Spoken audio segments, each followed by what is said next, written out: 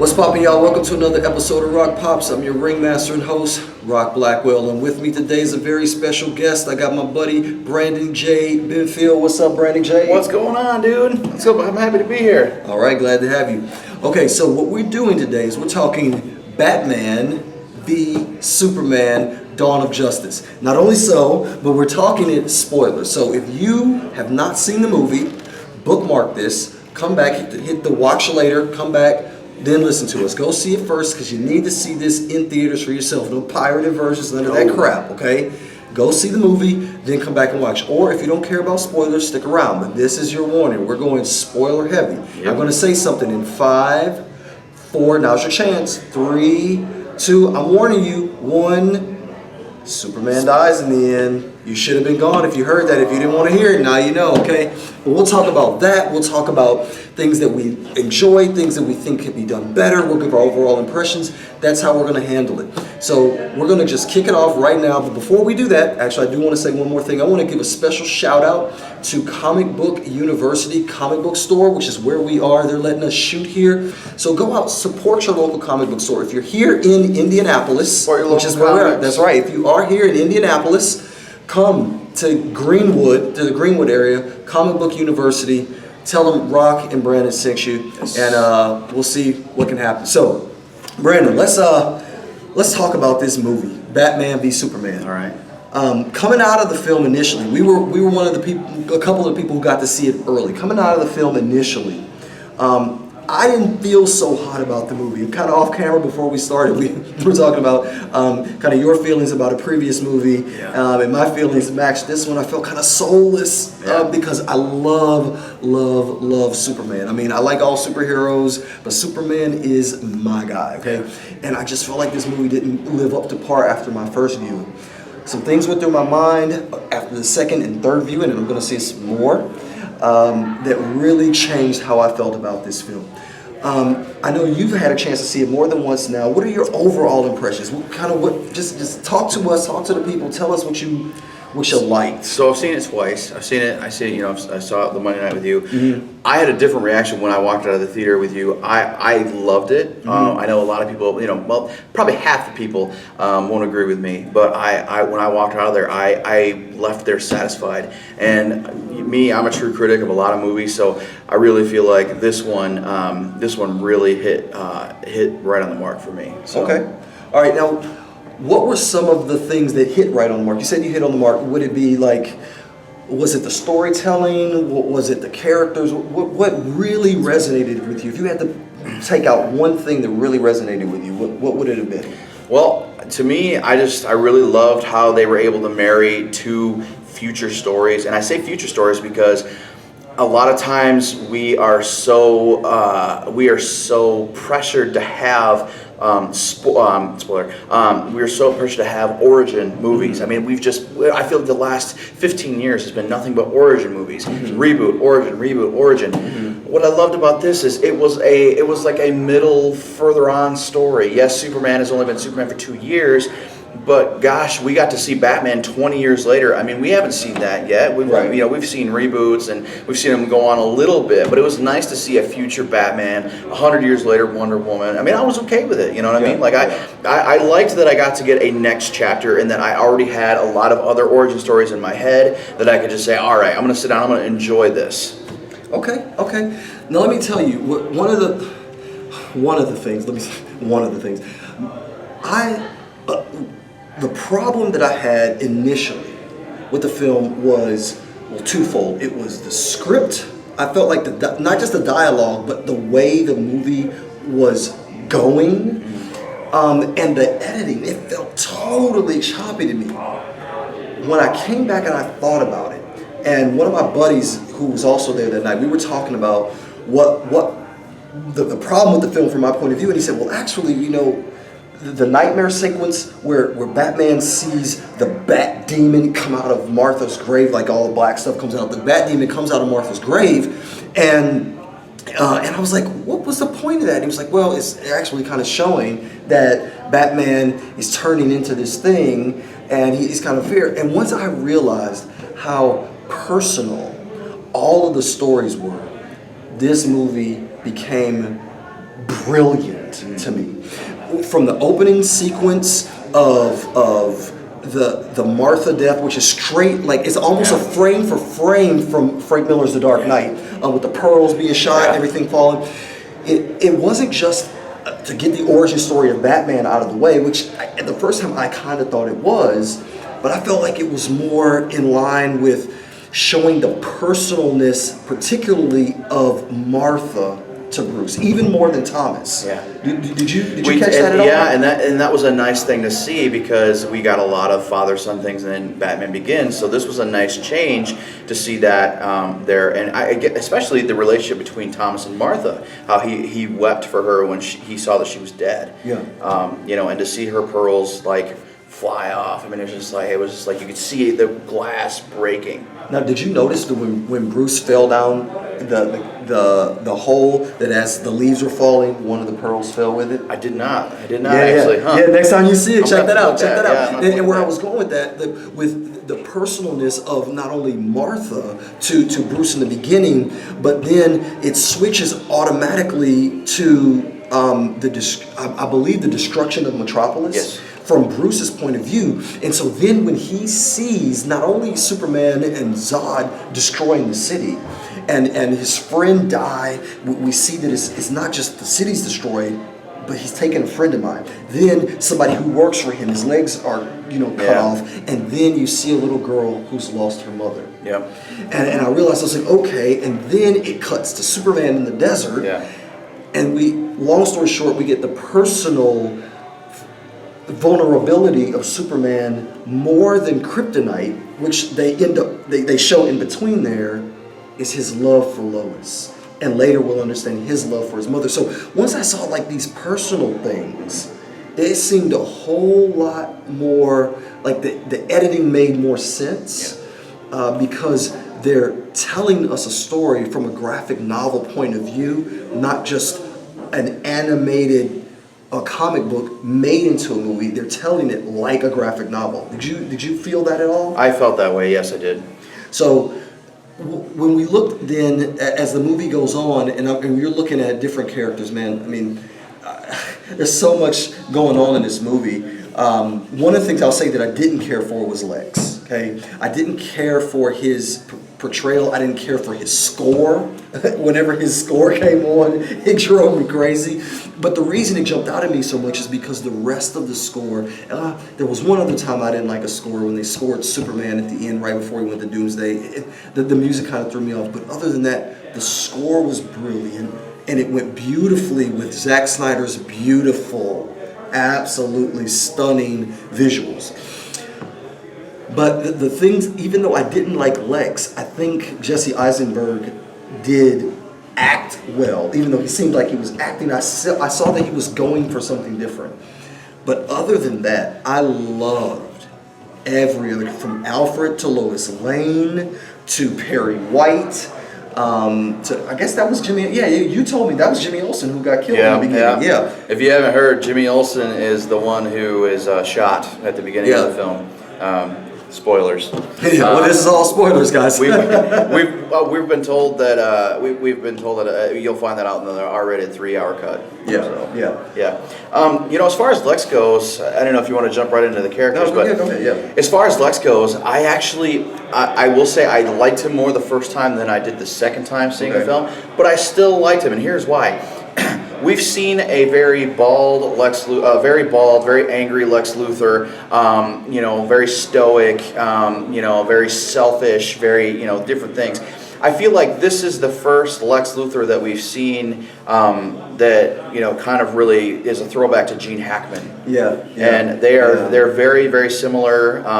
It's funny, even the Honest trailer is called Gene Hackman Lex Luthor Sr., or Jesse Eisenberg Sr., and I was like, hey, they agree with me. You know what, so, I haven't seen the Honest trailer for that yet. I want to see it, or Everything Wrong With. We'll do a reaction to those videos. We will. So, I really think that he embodied Gene Hackman for this film, and which made it work, because, we've seen it before, and it was really interesting to see him in this day and age. Didn't Gene Hackman have a red wig, too?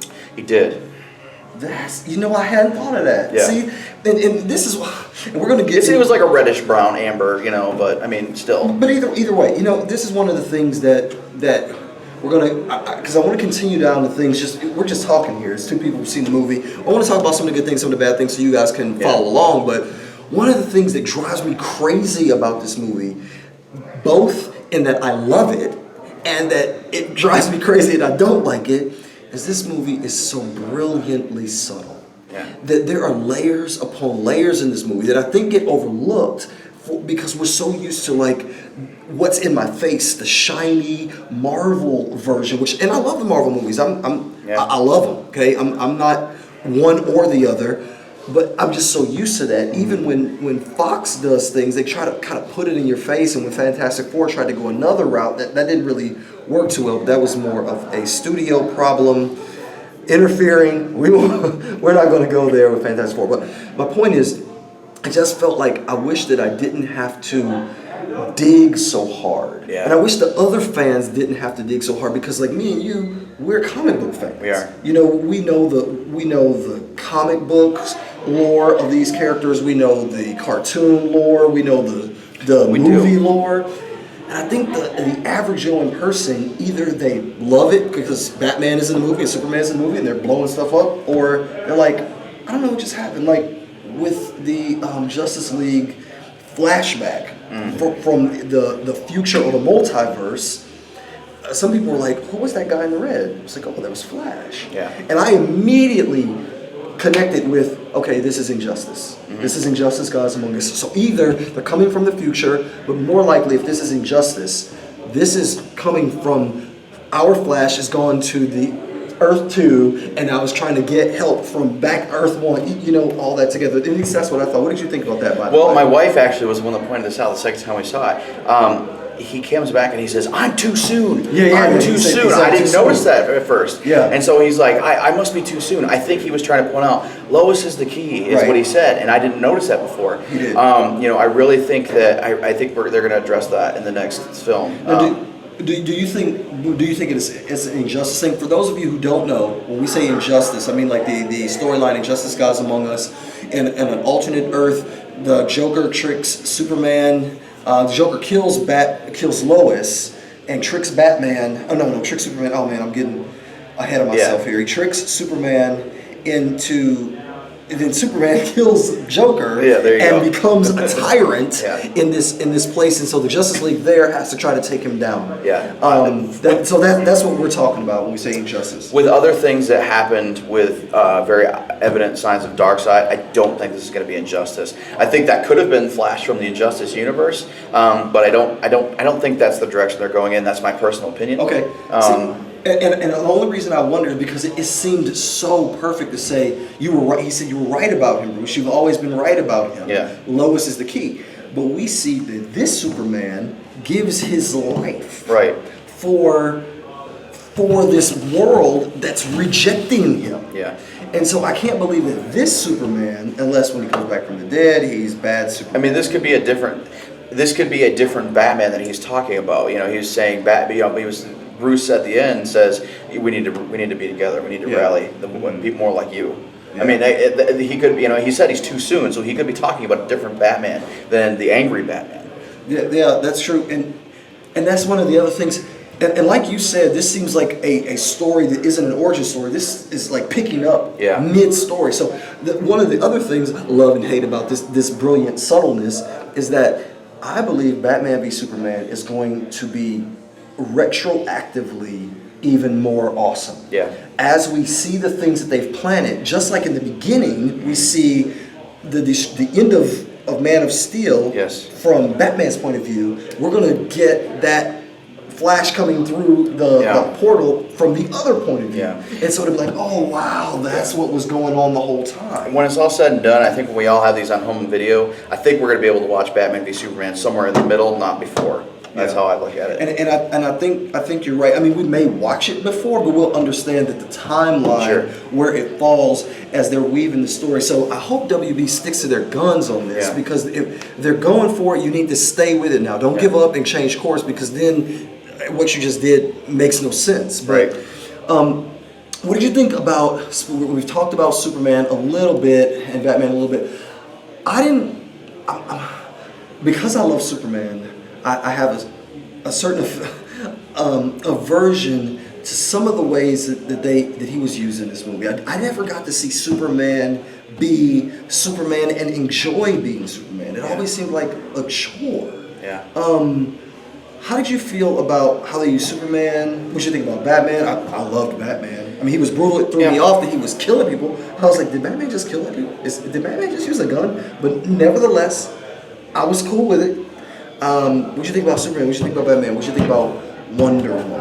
Well, all right. So if we're talking about Superman, it's hard because Superman is a god. Is a god. How do we define a god, especially on screen? You've got Tom Welling, who was a great Clark Kent, but we never got to see him really as Superman. Right. You've got Dean Cain, who was the big cheese of the 90s. Yeah. You've got the animated series Superman, which is the animated series Superman. I mean, you know, I think the layman's looking for the movie Superman. So it's like, it's hard because, you know, you'll never, you know, you've got Chris Reeve, who has always been defined as the perfect one, but it's like, you know, that he's gone, you know, rest in peace to him, you know, but and we can't do that Superman anymore. we can't, you know. So how do you define Superman in a world where we have Deadpool? Yeah. And I personally, I was okay with this Superman. I feel like they gave us more of the god Superman. I mean, they introduced him as the Superman. You know, Friedrich Nietzsche's Superman, you know, to an extent. The Superman. To an extent. You know what I'm saying? You know, they even allude to it in Watchmen, where they considered Dr. Manhattan the Superman because he would be the world would be unrecognizable to him. They went a little more that direction in this movie.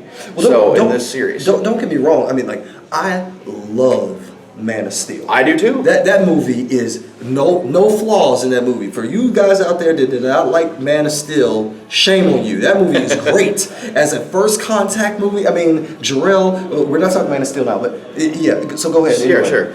I thought Ben Affleck was the perfect Batman. Yeah. I'm sorry. No, don't be sorry. I'm with you. But before that, you know, Bale let me down.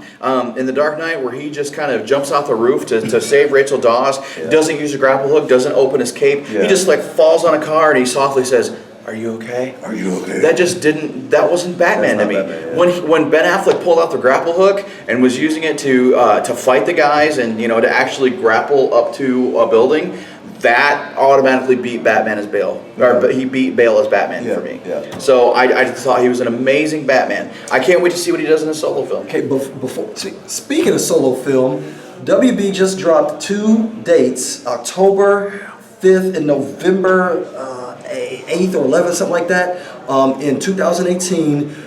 And we're hoping that that's going to be a Superman solo movie and a Batman solo movie. It's got to be a Batman solo movie. As much as I love Superman, let's be honest, Batman brings the bucks and puts the butts in the seats. Okay, and everybody loves a Batman movie, so hopefully... You know, Rock, if they're doing 2 Flashes, I wouldn't hate a Green Arrow movie.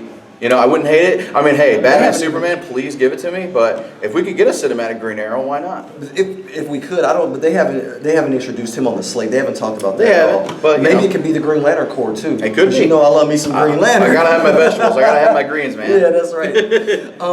Before we go into Wonder Woman, because I want to hear your thoughts on Wonder Woman as well.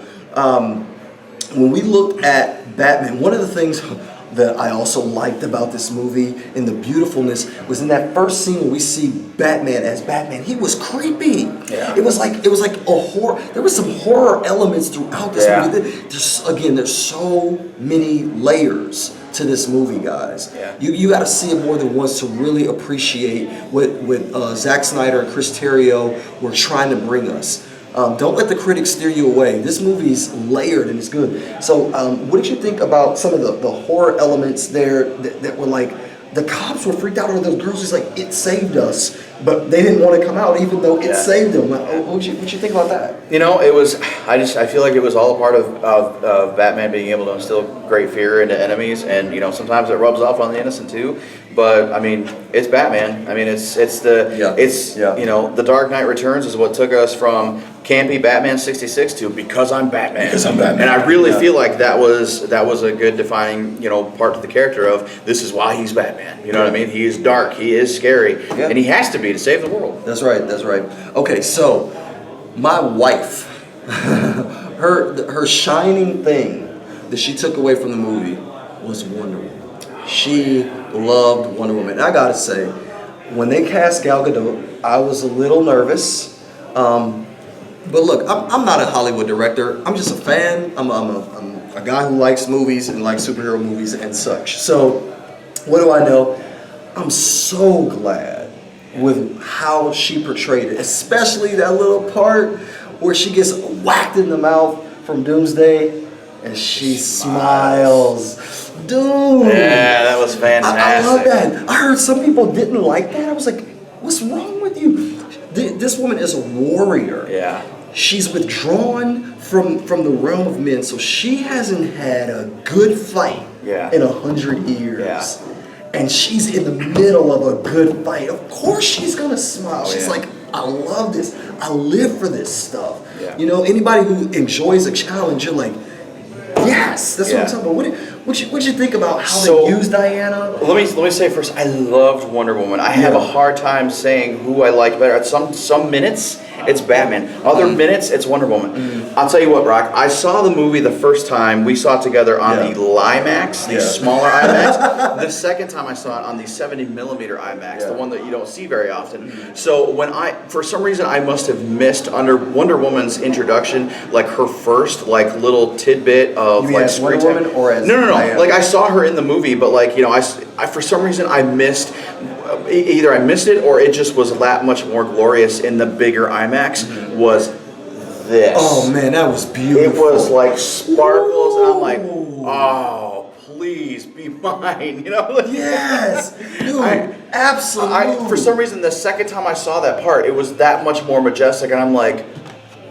Yeah. When and they didn't show us that in the trailers. And I think they ended up releasing some stills of that, but I didn't see them until I'd seen the movie. Yeah, and Gail she came actually. down like this. Yeah, and Gail tweeted that actually. She tweeted that picture. I'm like, oh man, action figure, T-shirt, Barbie doll, right now, give me it. Socks.